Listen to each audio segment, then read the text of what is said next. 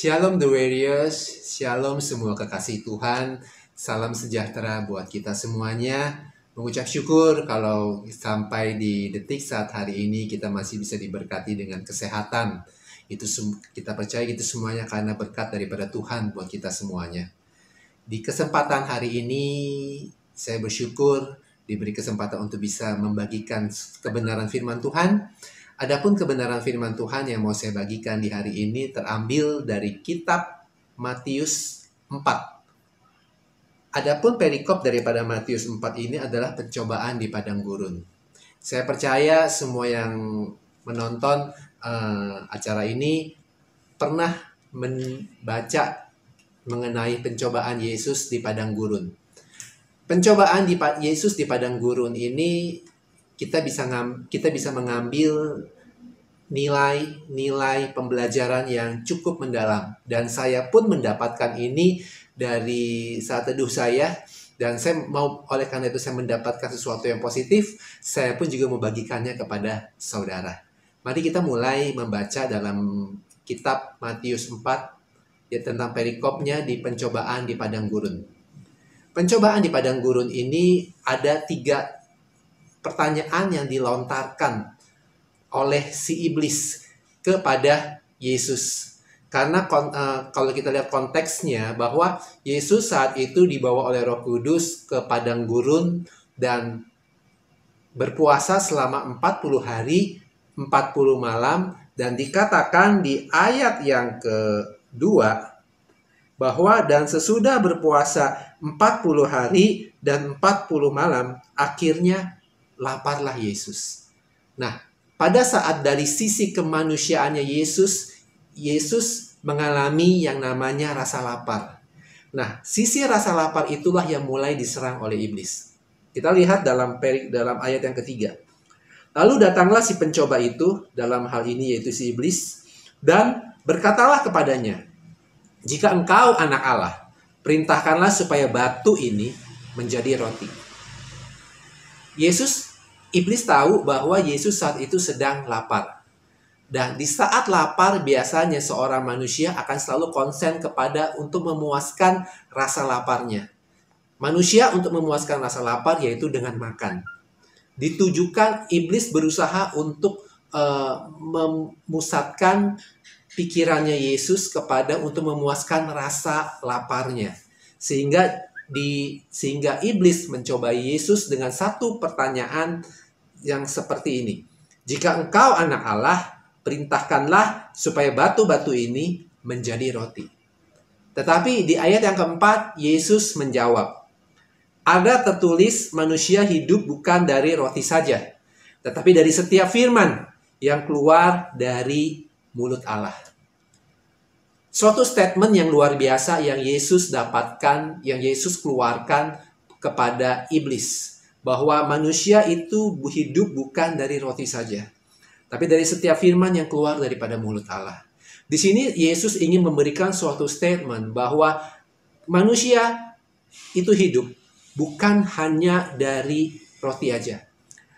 Jadi Yesus mau untuk supaya kita sebagai manusia yang hidup saat hari ini, untuk tidak hanya memikirkan berkonsentrasi kepada kepuasan jasmani kita, kepuasan rasa lapar kita. Biasanya setiap orang kalau yang ditanya Anda bekerja untuk siapa? Saya bekerja untuk keluarga. Saya bekerja untuk cari makan. Disitulah kita selalu seolah-olah sebagai seorang manusia kita dituntut oleh dunia bahwa bekerja itu kita mesti cari duit. Cari duit itu yang paling prioritas. Tapi Yesus mau mengatakan bahwa manusia hidup bukan hanya memprioritaskan untuk memuaskan rasa laparnya dia. Tapi juga manusia hidup itu karena dari firman yang keluar daripada mulut Allah. Karena Yesus tahu bahwa manusia itu nggak akan pernah bisa hidup. Nggak akan pernah bisa hidup dengan kebutuhan jasmani saja. Tapi ada dari sisi rohani yang perlu dipuaskan. Sisi rohani manusia yang bisa dipuaskan itu hanya dari kebenaran firman Tuhan. Sehingga Yesus mengatakan bahwa manusia itu tidak hanya butuh makan. tapi juga butuh kuasa firman yang sanggup memberi hidup, yang sanggup memberikan kekuatan iman buat manusia.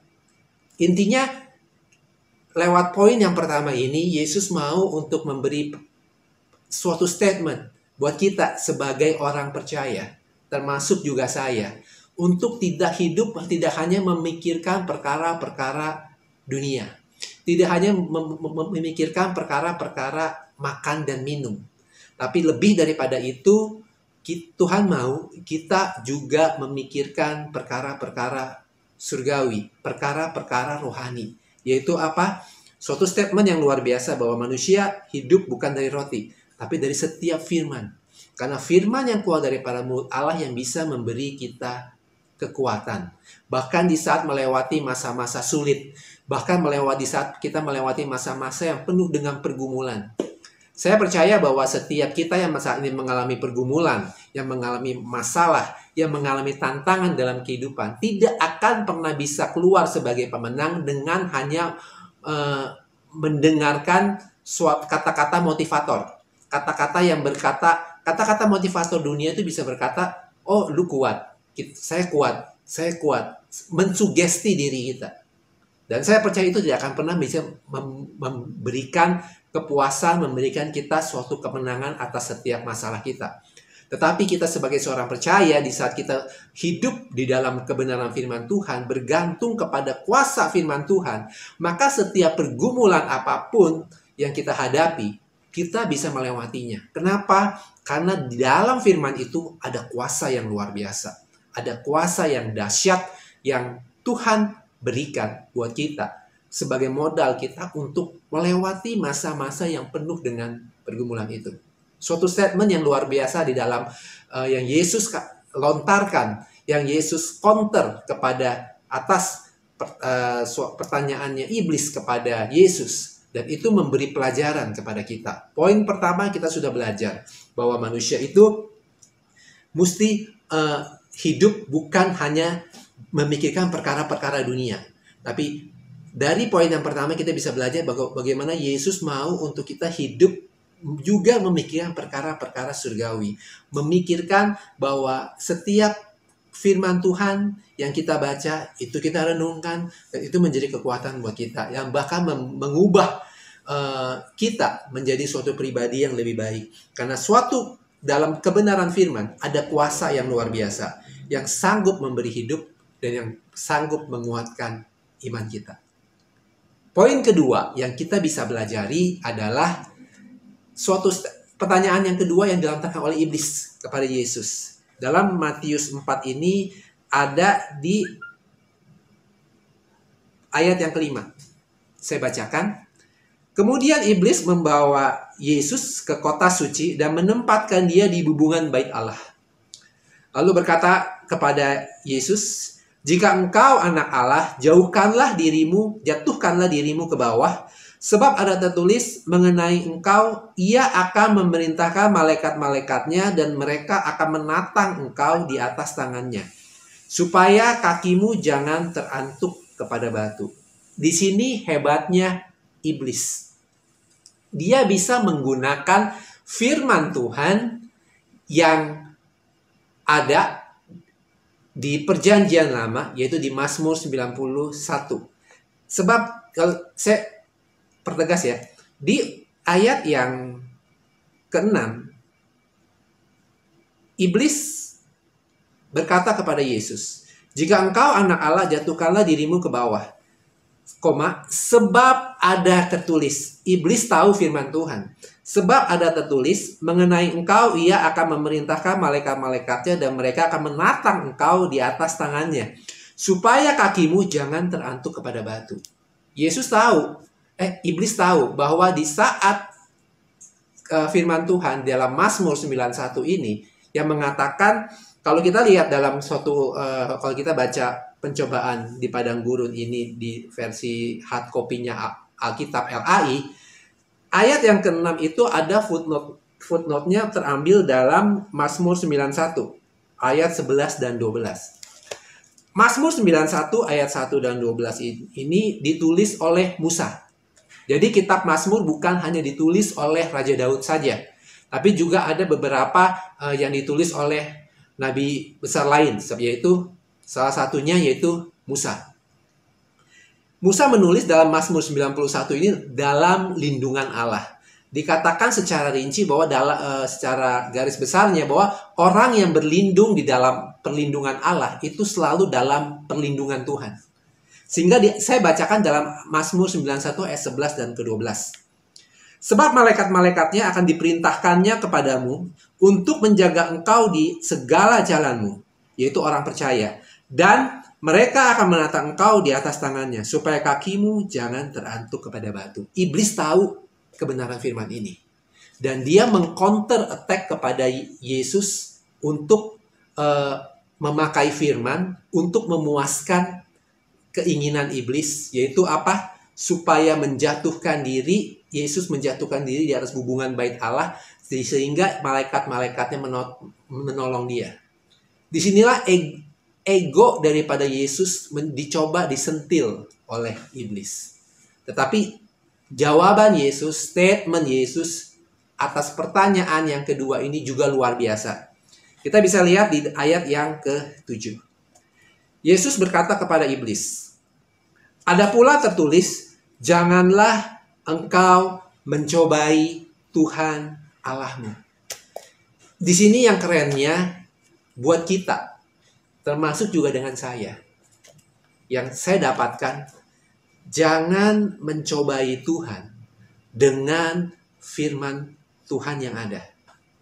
Seringkali kita sebagai orang percaya, kita punya suatu kemauan, kita punya suatu keinginan. Tetapi mungkin kita tahu, dah hati kecil kita, keinginan kita itu bertentangan mungkin dengan kebenaran firman. Tetapi kita mencoba dalil-dalil yang ada di kebenaran firman yang kita pakai untuk membenarkan kita. Banyak saat ini orang-orang percaya yang seperti itu. Bahkan ada beberapa rekan saya yang berkata, yang merokok dan berkata merokok itu gak ada masalah. Merokok itu tidak dilarang oleh Alkitab. Mereka berdalih bahwa apakah lu pernah, rekan saya ini berkata kepada saya, apakah coba lu baca dari kitab Perjanjian Lama, dari Kejadian sampai kepada Wahyu, apakah ada tertulis secara jelas bahwa rokok itu dilarang oleh Tuhan Yesus? Nah, disinilah yang saya bilang, banyak orang yang selalu yang ingin memuaskan keinginannya dengan dalih bahwa tidak ada secara tertulis bahwa rokok itu dilarang. Tetapi kita tahu di dalam Perjanjian Baru bahwa janganlah engkau merusak tubuhmu, sebab tubuhmu adalah bait Allah. Dan itu jelas-jelas banget. Rasul Paulus menulis seperti itu. Tetapi banyak orang untuk membenarkan keinginannya, memakai dalih firman Tuhan, sehingga seolah-olah apa yang dilakukannya itu tidak bertentangan. Nah, inilah yang sama yang dilakukan oleh si iblis. Iblis berusaha untuk memberikan suatu pertanyaan dengan dalih firman Tuhan, ya kan? Tetapi itu sebenarnya salah. Sehingga Yesus mengatakan di ayat yang ke-7, ada pula tertulis, janganlah engkau mencobai Tuhan Allahmu. Jangan pernah, di poin yang kedua kita belajar bahwa janganlah kita pernah mencobai Tuhan dengan kebenaran firman Tuhan yang lainnya. Saya ambil contoh diri saya pribadi. Saya dulu pada saat saya masih muda, saya pernah mengalami yang namanya kenakalan remaja lah. Kenakalan remaja yang dulu yang saya pernah lakukan, salah satunya saya pernah melakukan judi bola. Ya, seperti tahu kalau dulu di tahun 2000-an judi bola itu belum online dan di SMS sama BD. Nah, saat itu setiap Sabtu siang udah mulai dilihat pertandingan-pertandingan dari Liga Inggris, Jerman, sampai ke Liga Italia. Jadi dari jam 8 malam sampai jam 3 subuh setiap Sabtu sampai subuh Minggu pagi itu ya nggak tidur karena menonton acara itu, menonton judi-judi live daripada pertandingan bola. Nah, singkat cerita, saya tobat daripada perjudian bola itu karena saya merasa saya bersyukur karena Tuhan menunjukkan suatu bisnis online. Saat itu bisnis online belum booming banget. Saya coba jualan untuk aksesoris game dan juga peralatan game, dan itu saya bilang, lebih enak jualan. Kenapa? Karena jualan itu lebih kepada hal yang pasti. Kita jual pasti dapat untung, walaupun ada juga ruginya. Tapi nggak seperti judi. Yang namanya judi itu pasti bisa ada untung dan loss-nya pasti lebih banyak. Nah, pada saat saya mengalami sesuatu yang Tuhan tunjukkan kepada saya sehingga saya bisa lepas daripada judi bola, tetapi itu bukan serta-merta saya lepas daripada pencobaan itu. Dan saya tahu kelemahan saya sejak saat itu, bahwa kalau saya melihat pertandingan bola, ada rasa godaan-godaan daripada si iblis yang mencoba, udah lu coba aja terjun lagi. Kali lu bisa dapat penghasilan tambahan. Apalagi sekarang judi bola sudah langsung live secara online, dan bahkan ada beberapa rekan saya menawarkan, udah Les, lu nggak usah ikut daftar lagi karena gua kenal, lu ikut akun gua langsung bisa main. Ada iblis berusaha untuk mencobai dengan kemudahan yang diberikan. Makanya saya bilang, dan saya tahu kelemahan saya dulu bahwa saya adalah seorang penjudi. Makanya saya nggak pernah, dan saya pernah bicara kepada beberapa rekan di JKI Due pada saat ada mau nonton live final dari Piala Eropa ataupun Piala Dunia, dulu pernah ada nonton bersama. Saya nggak pernah mau nonton sendiri karena saya tahu sejarahnya hidup saya. Dulu saya penjudi, saya sedang sendiri. Disitulah dalam kesendirian kita sebagai seorang percaya, seorang manusia, baik lu pria ataupun wanita, pasti lu banyak sering digoda, ya kan? Karena saya dulu bekas backgroundnya penjudi, bisa ada kemungkinan saya ada kemungkinan untuk melakukan penjudian lagi. Makanya saya selalu berupaya untuk kalau mau nonton mau nonton bola bersama dengan rekan, karena disitulah saya bisa untuk menghindar dari segala apa yang iblis coba lakukan. Sehingga dari poin yang kedua ini yang saya mau katakan, janganlah engkau mencobai Tuhan. Janganlah engkau merasa bahwa engkau anak-anak Tuhan, engkau merasa dalam perlindungan Tuhan, sehingga engkau tahu kelemahanmu, engkau jumawa. Jangan. Kau tahu kelemahanmu, hindari kelemahanmu itu. Karena sama seperti saya tahu kelemahan saya nggak mau nonton bola itu sendiri. Karena ada kemungkinan besar saya bisa jatuh lagi.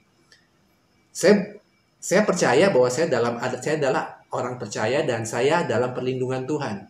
Tapi bukan dalam serta-merta, mentang-mentang saya merasa dalam perlindungan Tuhan, saya bisa seenaknya, saya tahu kelemahan saya langgar kelemahan saya. Ataupun seperti sekarang ini, COVID. Di masa pandemi ini banyak loh orang-orang percaya mengatakan, oh ngapain pakai masker, kita semua dalam perlindungan Tuhan. Mereka banyak memakai dalam Mazmur 91 ini yang dengan judul Mazmur yang ditulis oleh Nabi Musa yang dengan perikop dalam lindungan Allah. Pada masa-masa pandemi tahun lalu di bulan Maret, banyak anak-anak Tuhan yang memakai Mazmur 91 ini. Udah nggak perlu pakai masker, kita semua dalam perlindungan Allah. Kalau buat saya ini mencobai Tuhan. Dan inilah yang saya bilang, Tuhan mau. Di poin yang kedua ini, jangan kita pernah mencobai Tuhan dengan memakai firman Tuhan sebagai dalih untuk pembenaran diri. Jadikan firman Tuhan itu sebagai apa? Sebagai penuntun ataupun pengoreksi dalam kehidupan kita. Itu poin kedua yang saya dapatkan. Poin terakhir yang saya dapatkan dalam pencobaan yang Yesus alami di padang gurun ini, yaitu dimulai yang ada di ayat yang ke-8. Saya bacakan. Dan iblis membawanya pula ke atas gunung yang sangat tinggi dan memperlihatkan kepadanya semua kerajaan dunia dan kemegahannya. Dan berkata kepadanya, semuanya itu akan kuberikan kepadamu jika engkau sujud menyembah aku. Pencobaan yang ketiga yang iblis lontarkan kepada Yesus, bahwa hendaklah engkau menyembah aku. Kalau Yesus menyembah iblis, maka semua kerajaan dunia, semua kemegahan dunia akan iblis berikan kepada Yesus. Tetapi Yesus berkata suatu statement yang luar biasa, yang berkata seperti ini di ayat 10, enyahlah iblis, sebab ada tertulis, engkau harus menyembah Tuhan Allahmu dan hanya kepada Dia saja engkau berbakti. Lewat poin yang ketiga ini kita belajar untuk setia kepada Tuhan. Setia dan tidak berpaling kepada Allah-Allah lain. Ya kan? Kalau dulu iblis menggoda Yesus, mencobai Yesus dengan langsung serta-merta memaparkan kerajaan dunia, memaparkan keindahan dunia untuk menyembah Dia. Tapi sekarang iblis bekerja kepada kita sebagai orang percaya untuk mencobai seorang orang percaya, bukan lewat seperti ini lagi, tapi lebih ya sesuatu yang nggak kelihatan. Seringkali kita mungkin hobi kita, ya kan? Mungkin hobi kita mungkin bermain game ataupun memelihara hewan. Kalau kita sudah mendewakan gaming, hobi kita di atas pelayanan kita ataupun di atas firman Tuhan, maka itu sama saja kita sudah menomorduakan Tuhan. Kita sudah nggak menyembah, dan kita bahkan suatu saat yang dikhawatirkan kita sudah nggak bisa setia lagi kepada Tuhan. Saat hari ini iblis bekerja secara luar biasa, dan tanpa kita sadar, iblis nggak akan pernah membuat kita menyembah berhala. Oh, itu mah suatu tipuan yang mudah dikenali oleh orang percaya. Tetapi iblis mencobai orang-orang percaya itu dengan sesuatu yang smooth, yang soft, yang nggak kelihatan.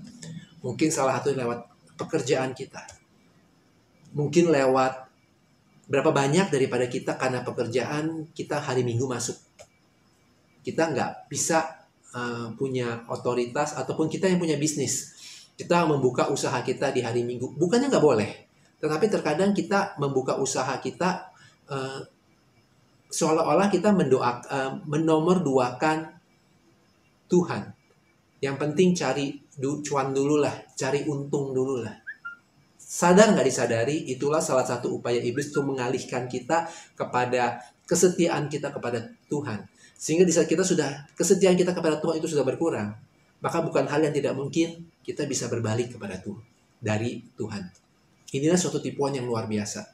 Sehingga ya kalau kita mau katakan, sehabis Yesus mengatakan,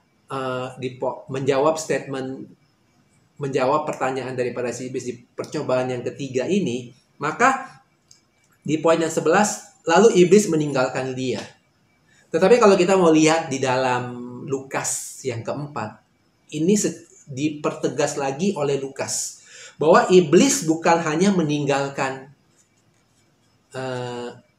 Yesus pada saat dia sudah kalah atas 3 pencobaan yang iblis lontarkan kepada Yesus. Tetapi dikatakan dalam Lukas 4, saya buka di ayat yang ke-13. Sesudah iblis mengakhiri semua pencobaan itu, ia mundur daripada Yesus dan menunggu waktu yang baik. Menunggu waktu yang baik ini yang tidak ditulis oleh kitab Injil Matius. Tetapi kita bisa lihat di dalam kitab Injil Lukas. Dan menunggu waktu yang baik. Intinya apa? Seringkali kita sebagai seorang percaya sering mengeluh, Tuhan, kenapa saya nggak pernah bisa menang atas pencobaan kita, ya kan? Nah, kita sudah melihat, kita percaya bahwa kita adalah pengikut Kristus, the follower of Christ. pengikutnya Kristus, semestinya kita tertuju kepada apa yang Yesus lakukan. Yesus sudah menang atas pencobaan yang dilontarkan iblis. Kita pun sebagai pengikutnya pasti bisa menang atas pencobaan iblis. Dan saudara mau tahu nggak? Kuncinya kenapa Yesus bisa menang? Setiap pertanyaan daripada yang iblis tawarkan, yang iblis berikan kepada Yesus, selalu di-counter dengan firman Tuhan.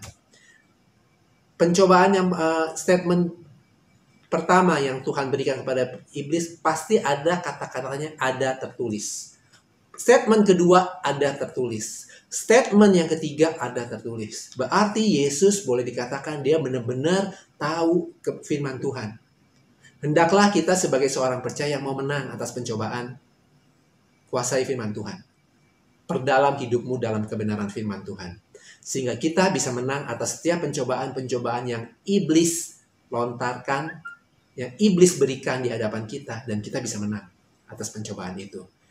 Dan sadar, jangan pernah jumawa atas kriteria kita. Kita punya hubungan yang dekat sama Tuhan. Kita sudah menang atas beberapa kali atas pencobaan yang iblis berikan pada kita, dan kita bisa menang. Kita tidak jatuh dalam pencobaan itu.